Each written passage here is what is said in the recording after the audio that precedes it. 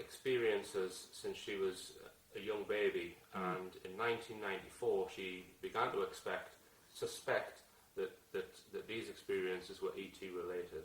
Yes. And we're going to go back in time and follow and describe some of those experiences in detail up to 1994, and then we're going to try and get an overview of basically the whole thing of what's been going on in your life. So if we go back to, obviously, 1946, that's when you were born, is that right? And you've described to me some strange things that occurred in your garden when you were a tiny baby. Just explain that for me, Hilary. Yes, well, Mother used to put me out in the garden like any mum, and I would go missing. And she, I could be anything to a quarter or half a mile away from home, and she wouldn't know where on earth I was, and panic and, come out on her bike and search for me. And I'm just, about 2 years old at the time, and she would give me a good smacking and say, "You're a bad girl," going out like this. I said, "I don't know how I got here, Mummy. I don't know." And I used to get all these smackings and telling off.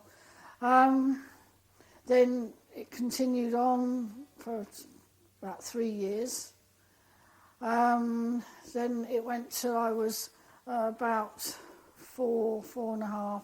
Just before I was allowed to go to school, I was playing in the garden with my bicycle, and I was taken with my bike as well. And this really blew her mind, I think, in a way, because she thought, well, how on earth can she get out of this garden that's all, all the... Enclosed? Yeah, everything, the gates bolted, locked, everything, and all round.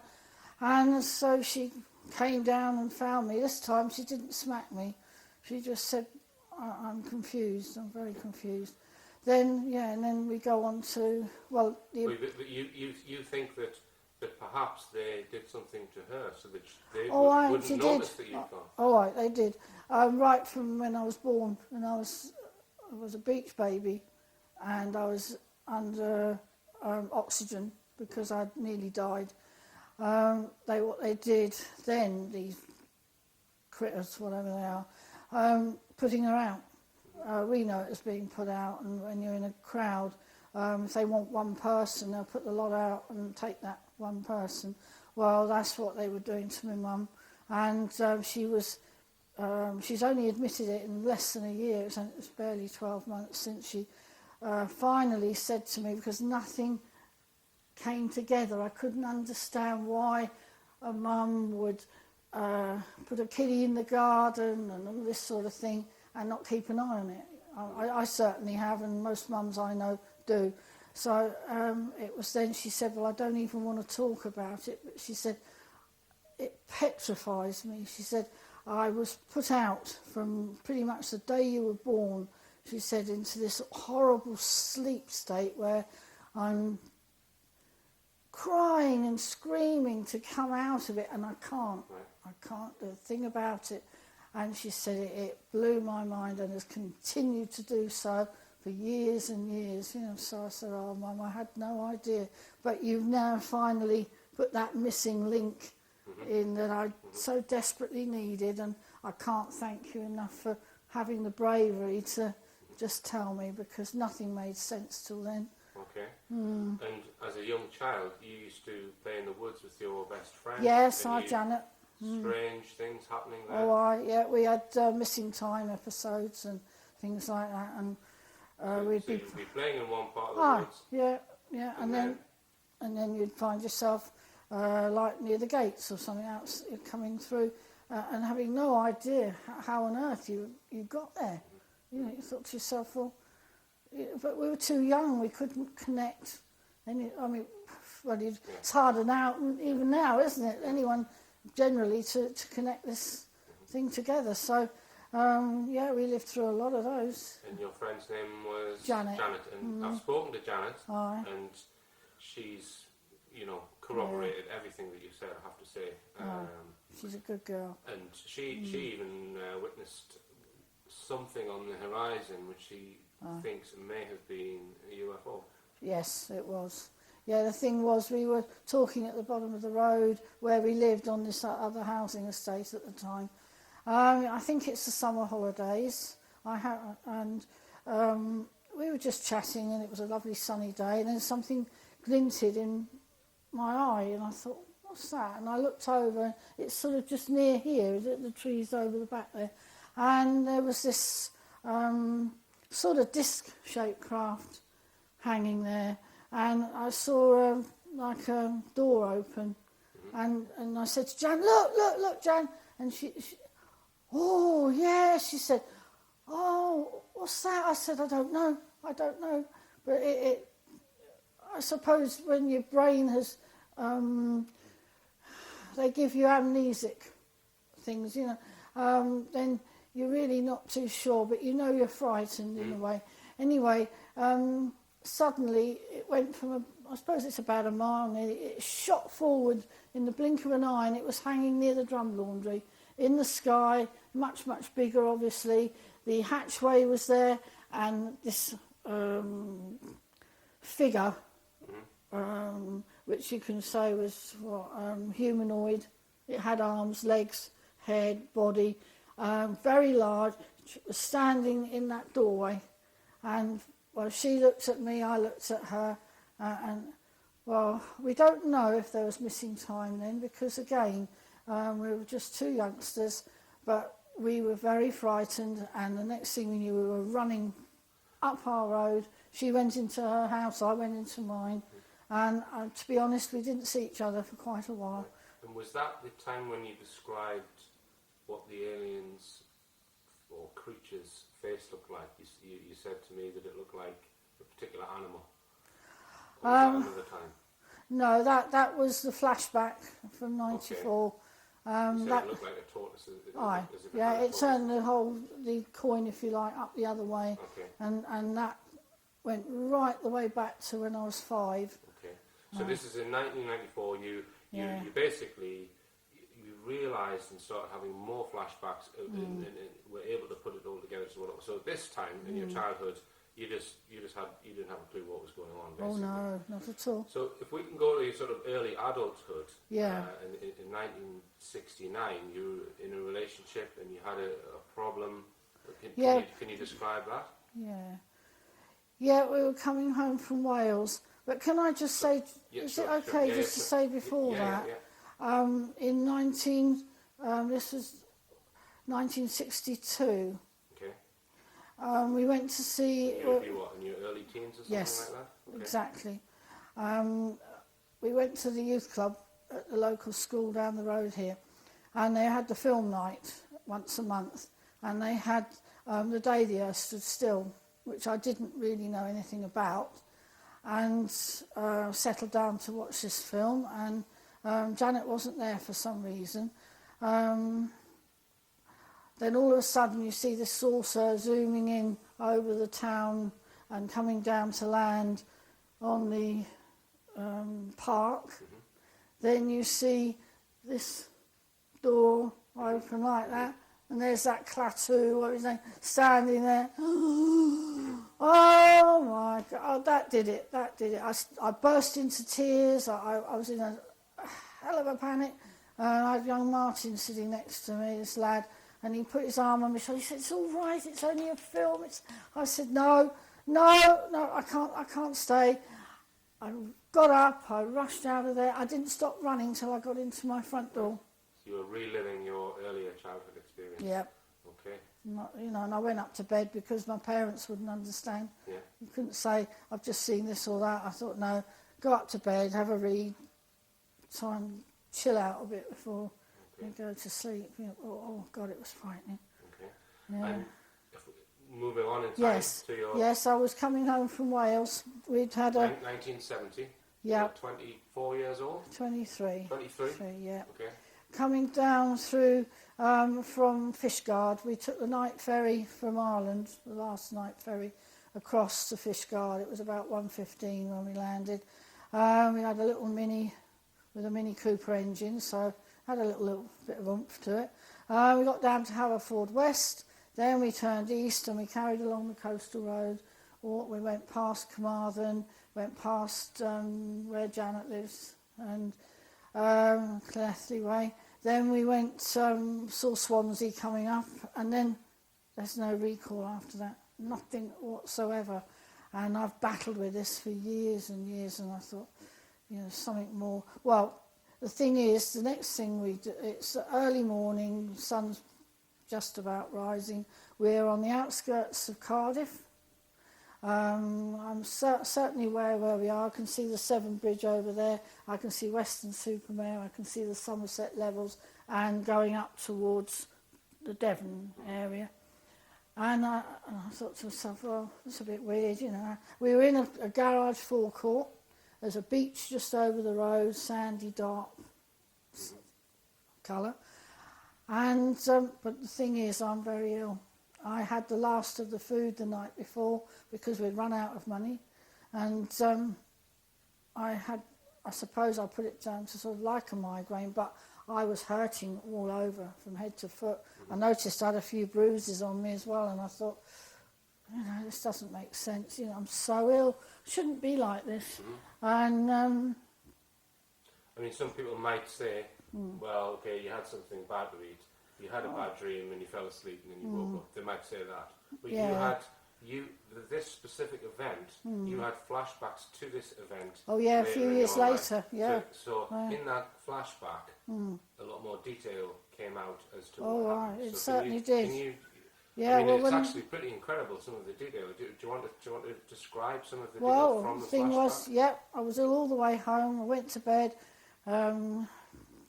I noticed I had triangular marks of red suction pad. So is this marks in of blood. 1970 you noticed these marks? Yeah. Okay, so you had That physical very marks day. in your body that you couldn't explain. Yeah. Okay. But I was so tired and so ill that I just fell into bed. But it was another 7 years before I started having these flashbacks. Yeah, I was with an alien who was about 6 foot tall in green overall, and he had a box attached to his chest with buttons and things on it. He had some smaller aliens, and I cannot see their faces. Doesn't matter how I've tried, I can't see their faces. He says, thanks for joining us, he said, as I'm walking towards them. You can be part of our team. So I said, oh, thank you, He said, I'm going to do seismic testing on this beach. And when I press some of these buttons, everything's going to go all wobbly, and the people walking along, and now this is daylight, and my experience was at night, so this is, I'm sure, a cover memory. The people went all wobbly and everything, and he said they're going to come chasing after us, we've got to run. Well, we run over the beach road. I can see Georgian houses in the terrace. I run past those, then there's garden, terrace of Georgian houses. And you got the next tier, along the road. Mate, for there, he said, run, run, run. And I'm thinking they're behind me, and I'm running like mad. And then we come to an opening, and there's weeds, great big weeds. Nothing been done to this bit of land for ages. There was a path going gently back down in stages to the beach road again. On the beach road, right near the path, were like two black... the only thing I can describe is like the KA car thing. Right. There was nothing in those days anywhere near like that. The Beetle was the nearest, but these were smaller. And he said, make for one of those as quickly as you can. So this was the alien telling you this? Okay. So there I am, rushing towards the... So you think you've been on a craft, then they'd put you back down on the earth and they were telling you to run away? Is that well, I got in the door, but I wasn't in the door of that thing. Right, okay. I was inside about an 18-foot or more oval type craft. Right, okay. I'm sitting with in a high back chair, a large black table, 4 chairs in fact, 2 here, 2 there, all centrally connected by one pole, as it were, into the base of the craft.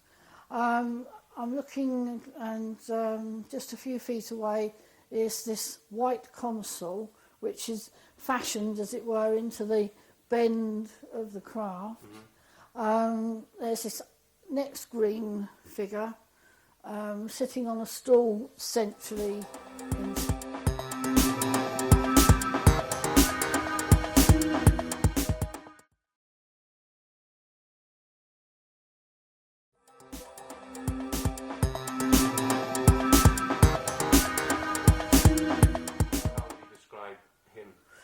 Again, I could not see his face. He just wore the same green coloured overall.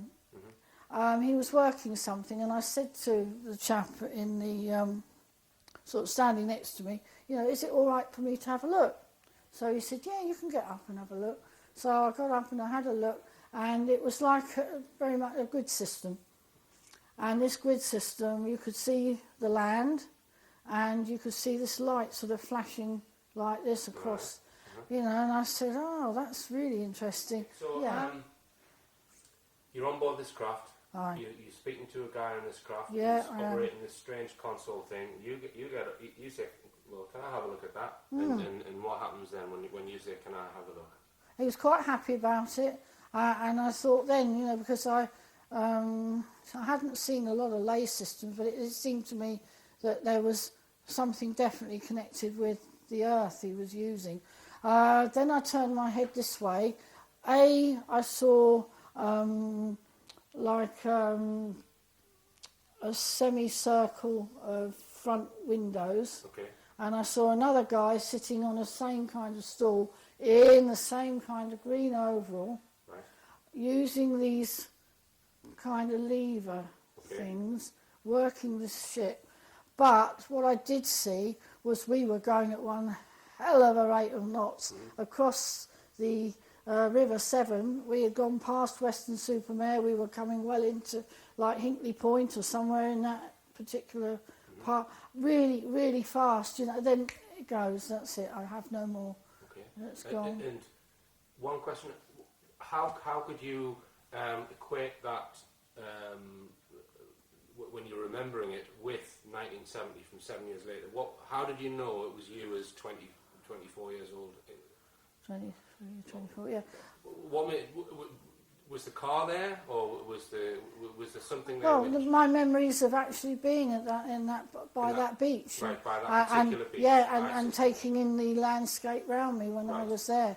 I knew where I was because again I'd seen, and apart from this occasion, I'd never been there in my life before. And when you relived that in 1977, you still didn't fully equate that it was all to do with the abduction phenomena or anything like that? Not in 1970, no.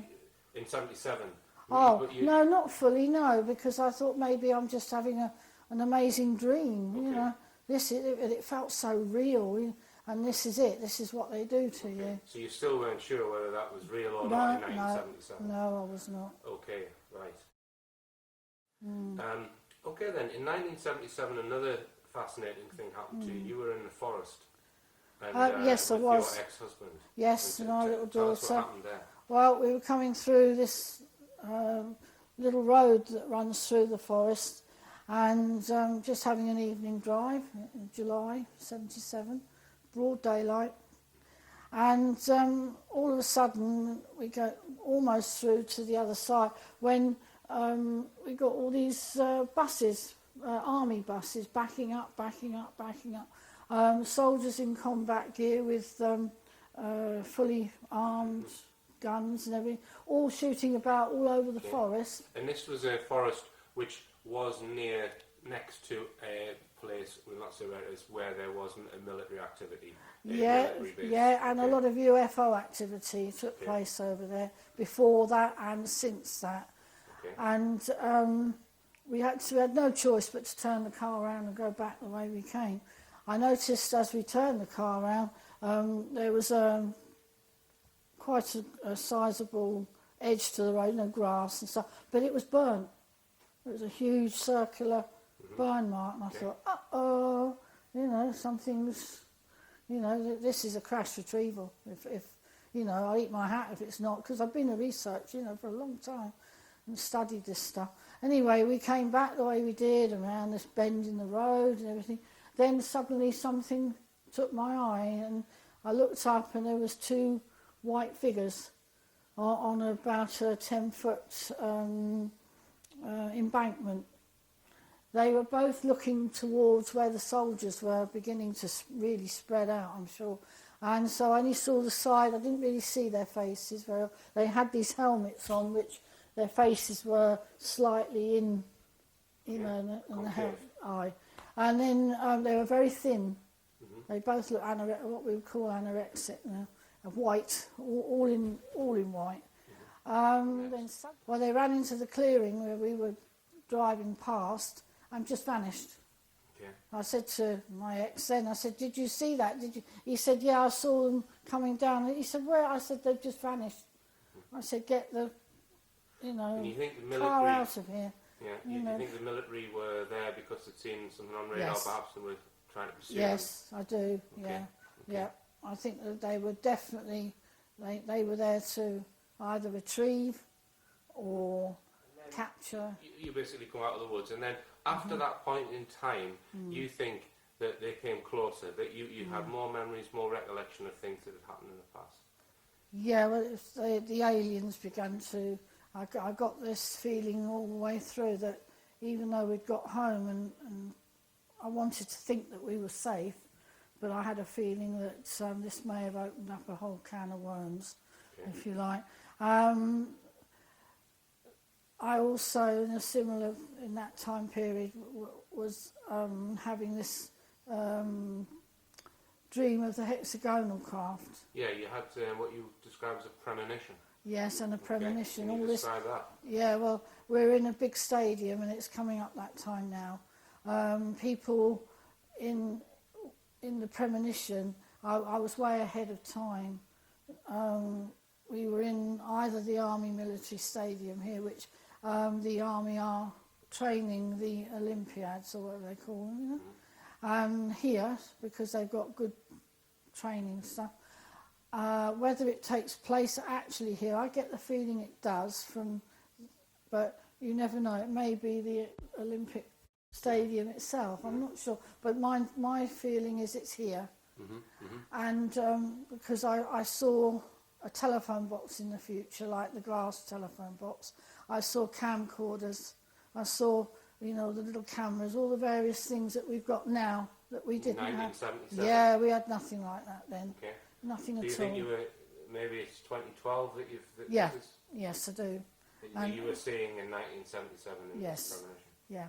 And what I saw was the hexagonal craft. Well, we're all standing, it's like either spring or autumn because of the level of sunlight that's coming over. It's not really very high, a little bit like now. And we're all gathered in this stadium and it's packed to the gills with ufologists, researchers, you name it. We have been invited. It's an invite. And we're all there, and then suddenly someone shouts, "It's coming!" The thing's coming, and everyone looks over towards Aldershot. And this hexagonal craft is quietly moving across the sky, no noise, and hangs above the stadium. And some beams of light come down out of it, and things like that. And there seems to be some kind of interaction between them and us, whatever they are. And then it turns and goes off east. Another one behind it, which just carries on and doesn't really get involved. This I drew in my logbook. All the time I was putting things in my logbook, I was getting the feeling that something was boring its eyes into the back of my neck. I'd sit here and work, I had a table in those days, and sometimes it would feel so bad, and I would get out into the back garden, just to have a breather, because it used to really get to me. Anyway, Omar Fowler, who's another well-known researcher, used to live here then. And I'd had another sighting, I think over those woods at the back there where we live. And he came over to see me and did a form and everything. And he was flicking through my logbook. And as he flicked through, he said, "Where did you get that?" So I said, "Well, I've drawn it from a dream, and a sort of premonition. I've been working on that, he said, for quite some time. Mm-hmm. He said, oh my God, look at the pipe work underneath. He said, oh, he said, this has to go to America. Mm-hmm. So I said, This is the black, yeah. sinister craft which Oh. you witnessed out of the window, Oh, and then yeah, well, you had a phenomenal experience after. Yeah, You. So yeah. describe it as the craft's coming over. You see. right. Well, I see it coming. You see, I live up high. I've got a very good view of, in fact, all of the area. And This I is saw in 1977. Sorry, you're interrupting. Yeah, Right. Okay. yes, See. and it was coming across Cove, which is down to the south of me. Then it turned and started coming up here. Can you describe it? It was about 60 foot long. It was about 5-6 feet diameter. It had a white light on the front, a green light on the back. It came round the back of our school, round the back of the houses, and went up over Fern Hill, where the trees are and everything. There is an old World War II landing strip up there. It may well have touched down there. When it came back up, the green light was on the front and the white light was on the back. It came, you know, this shape came down across from over there. Then it turned on its axis like that and lined up with the gardens and went down the gardens and as though it was turning to go back over towards the school. I was hanging half out the landing window with binoculars. So it's a black cylindrical craft. Would you say? Yes. It's got a dark colour. It's totally black. It's totally silent. Okay. And very, very spooky. You know, I thought, what the... And you were trying to observe this from your Yeah, window. oh, so, aye. And what so, happened then? well, as it seemed to turn at the bottom of the road, I thought it was going to come across the school again, and you know, just couldn't work out. I thought, well, I'm going to get down those stairs, out into the garden. So I shot out into the garden, waited for it, waited, nothing happened. It didn't take very long, but all of a sudden I lost all my strength. I fell to the ground in a heap. I felt very, very sick. My head was spinning. Oh, I really felt, I can't describe it, I just felt so ill. I didn't know how, I don't know how I got over the doorstep. Somehow I did. I came in, I took my leg and just kicked the door till it closed, and I went up on all fours upstairs, and all I could do was make for the bed, and I just somehow threw myself onto that bed. I lay there fully clothed all night, no recall whatsoever of the night or anything, till I came to in the morning, and then I thought, oh crumbs, you know, I better pop to the bathroom.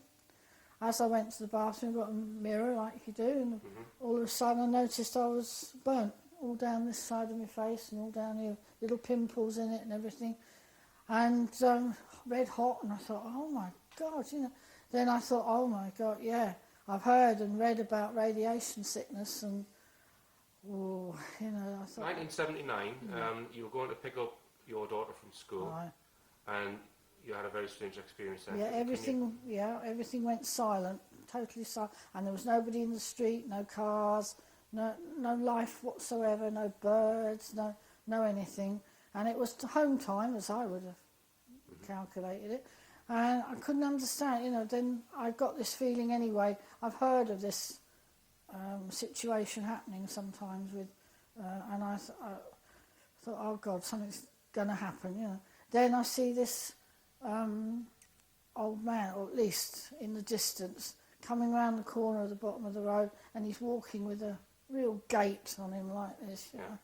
And I thought, and he was dressed exactly as the reports in the paper the year before, in the summer, of this MIB person. Men in black. A man in black, yeah. As in a really funny kind of, you know, really not funny ha-ha. And not, not government either. Anyway, he stopped by the garages at the bottom of the road, and I started to sort of panic, you know. I thought, what am I going to do? What am I going to do? And then I thought, no, he understands telepathy. I'm going to use that. And I said to him, I know you can hear me. And I said, I wish you no harm. I don't want to harm you or anything. I hope you don't wish me any harm. I know that you're a spaceman, and I respect that. Okay? And can you describe his face? What made you think he was a spaceman? Because he had no pupils in his eyes. He just had very, very pale blue eyes. The whites of the eyes were very, very white. The skin for a man in his 50s or something had no lines whatsoever. It was like baby's skin, pink, well, pink, sort of palish actually. The hair was chiselled to there, if he had ears, that is, down to there, very, very white. I mean, it cost a lot of money to have a wig like that, blonde that. Trilby hat, very dark grey, almost black. A muffler up to there, a black coat, and he had trousers that and boots all together. They sort of went into each other. I could never work that one out. And, oh yeah, big gauntlets, big black gauntlets on his hands. So the only thing you saw was his face. Nothing else.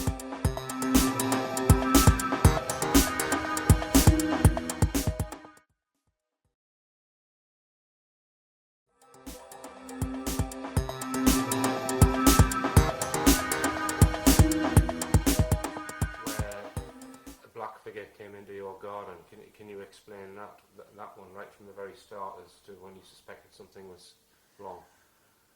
I put Sally to bed, I suppose towards 7:30 on this evening, particular evening. It was early April when the days had just gone forward, you know. And I was tripping down the stairs to come in here, so probably to pop the TV on and have a rest. And I stopped suddenly. I just realised I was standing in my armchair and there was this huge figure in the window. Oh my God. Oh, he was absolutely massive. And I just... Estimate of the height? Towards 7 foot. Okay, so higher than the actual top of the window. Right. And the helmet as well, and big visor on it. And I don't know what material, I wouldn't call it leather, I'm not sure what it was, not plastic.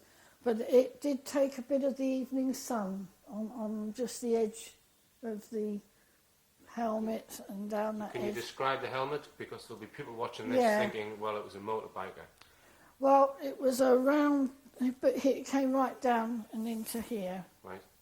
And then it had a square or an elongated sort of visor here. Okay. And that's all you could see, more or less from here to here. All black. Everything in black. And I thought, don't blow this girl, because you are a researcher, an investigator, that this sort of thing is something, you know, very, very important, very important. So I tried to hold myself together. Couldn't move from the spot, just could not move. Whether he did that or it was just sheer fear. But then he raised his right arm like that, his hand with a big gauntlet on it, and I felt it was the right thing to do as well, so I raised mine. Okay. And I thought, well, you know, people would rather shoot at these things than even, you know, let's not throw the baby out with the bathwater, as it were. So I bravely did that, and then I'm not sure quite how long he stood there, because he was right up against the window. He suddenly, in a blink of an eye, I've got a wall at the back there, about 5 feet. Just there, like that. He was there at the wall, blink of an eye. And then he was on the steps here. And when he stood on the steps, there's still the shed out there and the greenhouse. He covered that with his body and sheer size. And you couldn't see it, and I was still standing there. Just massive, and suddenly he was gone. And you believe that there was a hospital some miles away that had been visited by perhaps this same creature, shall we say? Absolutely. Can you explain a little bit of Well, it's High Herlands Hospital in Liphook. They had been buzzed by a craft for about 4 months with multicoloured lights on it. So then suddenly this craft landed near the apple orchard down in the grounds. When the nurses phoned, it was now July, and about 9:45 it was, and it wasn't even then quite dark. I mean, it's still fairly light. And but they were in one hell of a state. They were, because they were just absolutely, they couldn't get it out. What they wanted to say, they were so shocked. So they said, we have managed to get away from the hospital into a car and down into the village, and we're phoning from a phone box. It's the nearest thing we can do. And I said, right, you've done well. But then it took about 5 minutes before they could come out of this shock. And then they started telling me that this thing didn't walk, it moved at a fraction, speed, this way, that way, all around the gardens. The nurses couldn't come on duty. Nurses going off duty couldn't get down to the nurses' home. It was coming up to the window. I said, well, what was it like? So they said, very, very big, all in black, and it had this strange helmet that came down into his clothing or whatever, visor, black visor, and big gauntlets and everything. And so exactly what you had. Yeah, but just at that time I hadn't connected it, if you know. I was so worried about them. And that was investigated by Omar Fowler. The UFO researcher Omar Fowler. Mm-hmm. Okay. Because I had to ring him, because they said, would you come down? I said I would at a shop, but I can't because I've got a little girlie myself upstairs in bed and I can't leave her. So they said, okay. But I said, hang on, you're going to get someone, I promise you. And I rang Omar. I said, I'm sorry it's late, Omar, but I said something's going on at High Hurlands Hospital. And when he knows it's a biggie like that, he's going to go straight down that, and that's what he did. Okay. He didn't ever tell me, other than when I read in Alien Encounters, his account of what happened. Right. But the ladies themselves, the nurses, told me a great deal. So there was a second incident with this big figure. Yep. And what year was that? 82, November. And the first one was? 1980, early April. Anything significant about the second visit? Yes, it was. I was busy making a meal in the kitchen, and I left my friend Beverly in here with Sally. Sal was laying out on the floor watching the TV. She was putting on records on the radiogram when suddenly thud, thud, thud on the window. So she stepped back like that, shocked him. This thing didn't expect to see. He was doing it to Sally, you see. Anyway, she said, he was massive, Hill. He went right up to the window, on top of the window. I could see from the light, and his massive big hand with a gauntlet thumping like that at Sally. So I said, oh, Lord. She said, probably a biker, he said. She said, probably a biker. Get the police, please, Hill, because you're here on your own with Sally. I knew she was very upset. So I rang the police, and I thought it would be a good idea anyway. So they said they would keep an eye on the house. I rang my ex, because we were parted then, and he said he would come and stay for a couple of nights on the settee and just keep an eye. Because I said, there's just Sal and I here on our own. We're very vulnerable. And everything, it never came back, I think, after that. It was... Okay. And from the late 1970s through the 1980s and 90s, you had visitations, what you call bedroom visitors. Yes. Can you explain how these visitors came into the bedroom and typically what would happen, or what's your recollection of that? The recollection is that suddenly there would be a portal, a light, a circle, or roughly circle, a portal would appear in the adjoining house, wall. Mm-hmm. Then a stubby, about 5 foot figure with a cowl over it, so never ever saw its face, would sort of shuffle in and stand at the left-hand side of this portal. That's as me looking at it this way on. Then that would usher in the greys. Mm-hmm. They were little 3'6" type. They'd sometimes scuttle around Sally's side of the bed because they slept in the same bed together, because I needed to care for her sometimes at night as well. And then they would all definitely come up to my side. They would sometimes poke you all the way you know, as they were coming up the bed, poke, poke, poke. Then they want to hold your gaze. And these big, they had the almond eyes. And once that's held, there's no going back. They've got you. And after a while, I began to think, I've got to somehow not look at them. I'm going to have to fight this, and I don't know how I'm going to do it. And it would come right in and really close, and I would keep my eyes closed, and I thought, no, I am not going to do it. But one way or another, they got their own way, and they took us. And, you know, I think we just, because they're interdimensional, I think interdimensionally, they just took us, and the next thing you know, you're in their environment on board a spaceship or whatever this thing is that they take you on. Obviously, it's something like that. And then you're put through all sorts of different things, laying on the table with beams of light flashing up and down you, and medical procedures being done, and all sorts of stuff. Because I lived throughout the 70s, the 80s, and into the 90s with a weeping navel, where they would regularly go in with one of those. I mean, you know now what you know because you've studied. And also I was lactating.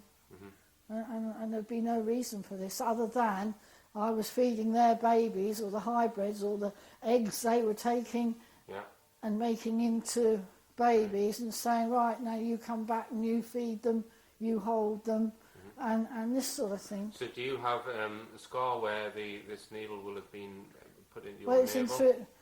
Well, I don't know, because it goes right in my got a deep navel. Right. Therefore, it's not one of these open type ones. So it would go down and in through, you know. Okay. And we've seen the scoop marks on your arms. We'll film those later. But if you can just describe them verbally, the scoop marks, they're obviously on your forearms. I can see them. You're sitting here, I can see them. I mean, you've got at least 9 or 10 on the side of this arm here. I can see. Yeah. You've got a very large scoop mark in the centre of your right forearm. And these are coming here. These are not that old, but they're going brown now, going funny. Yeah. You know, which is what they do. So when they first appeared, what colour would they be then? They're just sort of light skin colour, really. Okay. It's like a medical procedure where they've scooped with some kind of tool thing. And you can clearly see that these marks are indented, so they do look like something's been removed. Yes, absolutely. Yeah, but it's genetics, I'm sure. I'm absolutely sure that they're taking samples of you. And are they just on your arms then, or anywhere else? I've got a raised one here, which goes the other way, but there's no. I don't know how. One day it was just there, a nasty red. And you mentioned one on your leg that was was that. That's been there all my life. Right, so that was very early on. So it was what sort of probably age? Like when I was 5. They mark you see, when you're tiny. And that film that you see in America, that woman walking down the road, they call it, and she's in her nightdress and it's pouring with rain, taken or whatever it is, and then she sees those fried eggs cooking in her. She's making her kiddies breakfast the next day, and the egg has become the eyes of the bee. She too, her sister said, well, do you not remember during the film, that is, these marks? And she lifted her skirt, and she had one like that. Right. And then she said, oh my God, yeah. And of course, they both had them, because they were abductees. It had been going on all their life. And you believe that you may have something inside your right ear? Yes, Can you definitely. Just explain that to me, please. This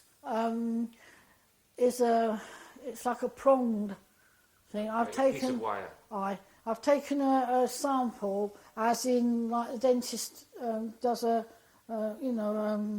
your tooth, an impression, and I took an impression of that because once I realised that I'd got it, I wanted to know what it looked like. Okay. So I managed to do that, and it's a little bit like a telescope. It's got 3 sections, very, very minute. Then the rest goes down into my flesh, into the ear. Okay. And this thing sometimes comes right out to the very edge. It depends what I'm doing. It seems like it. So you sometimes feel it moving. Oh, yeah, you got that feel, and it's slightly longer some days and retracts a tiny bit Okay. on other days, just a Okay. tiny bit, but it's always there. Okay. And there's whistling and strange sounds come from it, and it was only last year, and all the years I've had this in there. So when did you first notice this? About 20 years ago. Okay. Yeah, it's a long So, time. Quite a long time. I must have gone through all those abductions and perhaps not realised, you know. But you may have had it before then. This is just when you noticed. Yeah, Okay. the thing is, and then it was like I was just laying down to go to sleep, and like a little voice came from it and said, "Good night." Okay. I thought, Right. whoa, wow. And I thought, you cheeky wazzocks, you know, the lot of you. Because, Okay.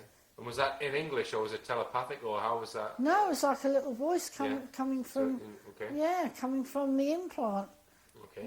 And these nighttime visits were very numerous, is that right? And they went on for a long period. Yeah, they really focused in on us from the 79 June sort of time, right the way through to 82. Okay. And in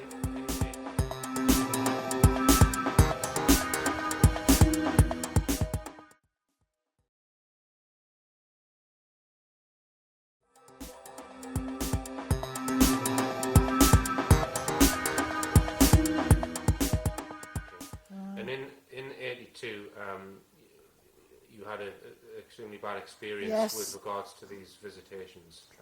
Yeah, I got up one morning and found that not only was I feeling very, very ill, but I couldn't walk. And I thought, oh my God, you know, perfectly all right the night before. You know, what's the matter with me? And I was swollen and a hell of a lot of pain. So I thought I must ring the doctor, you know, I'm really worried. I hadn't connected it with the abduction at the time. Rang the doctor and I said, there's something wrong with me, Doc, can I come in, you know, sort of making the point. Yes, yeah. So later in the day I went to see her. Barely, you know, a hell of a job to walk. Got into the room, you know, to be examined. She examined me and she said, oh my God, I said, what's the matter, Doc? You know, what's the matter? So she said, nothing. You know, she just didn't say anything. She said, I need to get another doctor. I thought, oh God, this must be really serious. You know, another doctor comes to check me out, and when he's looking at it, looking at me, and I said, oh, can you please tell me, you know, what's the matter? And they just went into the corner of the room, gabble, gabble, gabble, gabble, gabble. He cleared off. She came back to her desk. She said, you can get up now and get dressed. I said, what's the matter with me? I'm scared, Doc. You know, I'm really frightened. She said, well, I don't know. You know, I can give you some cream, she said, and I can't, you know, she just wouldn't entertain anything. So I thought, well, it must be something really serious, you know, and I'm possibly going to die of this, and they know they've got no treatment for it. I lived for 10.5 years like that. Okay. Not knowing whether there was anything the matter. No, she was my doctor all that time. Then we got a new doctor, and I had to go, like we all do, for checkups occasionally and things. And I said to this new doctor, I said, can you see if I'm okay or not? It took a lot of courage just to do that. And I had him check up, and he said, you're fine. He said, absolutely fine. I said, really? He said, oh yeah. He said, there's nothing wrong with you.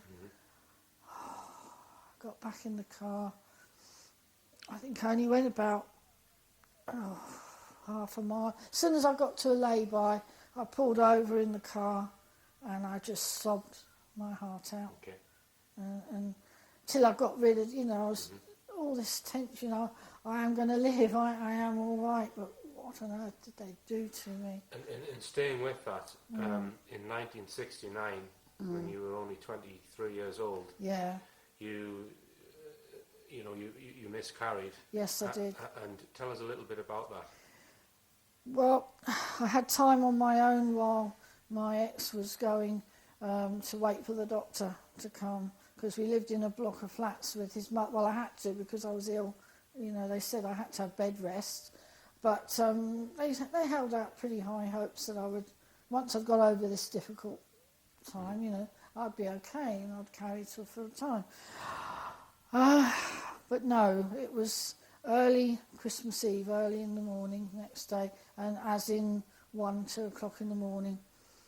A locum doctor was coming out, so Robert was out there waiting. I managed to deliver, or at least I think I did. Everything came away, and I don't remember anything other than now, looking back, I could have been taken or intervention.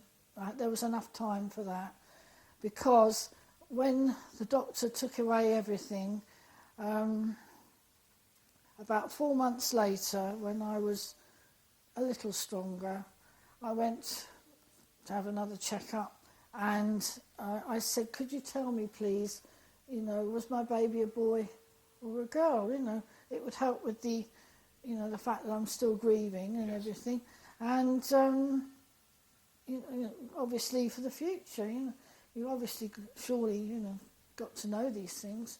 Or if they said, well, you're no good, you can't carry, you don't get yourself in that situation.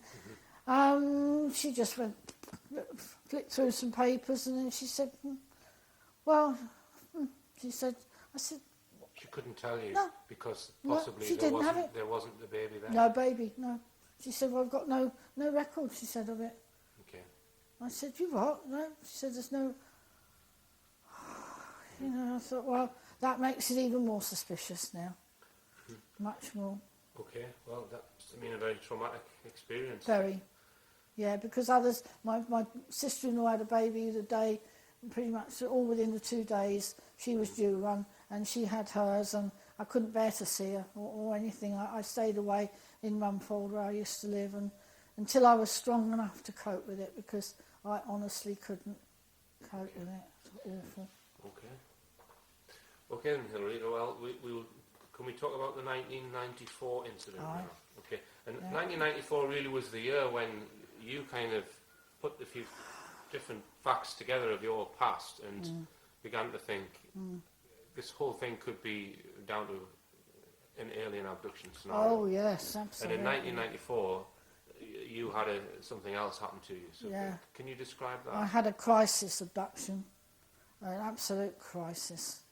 Again, I went to bed quite normally the night before. When I woke the next day, I felt absolutely awful, really ill. I climbed out of bed, went to the bathroom, going to have a wash, try to get myself together, and I noticed this massive bruise on my right forearm, black, with distended veins in it and everything. Oh, it hurts, you know. I thought, how on earth did I get this? And then I thought, no, there's more to this. There's really more to this. All day I struggled to cope and look after Sally and cook a meal. And I had a meeting to go to at 6, or to leave the house at 6. I didn't want to do it. I didn't think I could do it. But there was nobody else, so I had to do it. I went upstairs to get changed. It was just getting chilly that time of year. I went into my wardrobe, and I got a lovely cream sweater which I bought in the spring, the year before, that year. I hadn't worn it only once, I think, and it was perfectly okay, you know, and I'd hung it on its hanger like you do. And I had the shock of my life because it was all splattered. It had this massive splatter, orange-brown, again, a bit like... Where your bruise was on your arm. Yep, and it had splatter all over the front. Oh, I was really angry, you know. I thought, how can that be, you know? And it was just like the last straw of a really bad day. I thought, well, I put it on, and it's like you say, the bruise tied up exactly, and I started getting a really cold feeling all down my spine. It was off in a bag. I thought, I'm going to find a polythene bag, shove it in there. It may come in useful for in years to come. Folded it, put it in the back of the wardrobe, put something else on, obviously.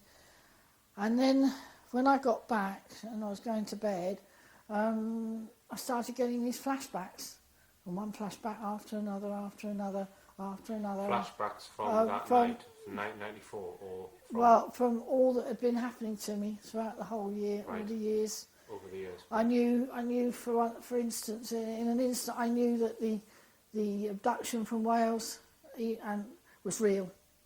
I knew that the hexagonal craft and whatever interaction with that was real.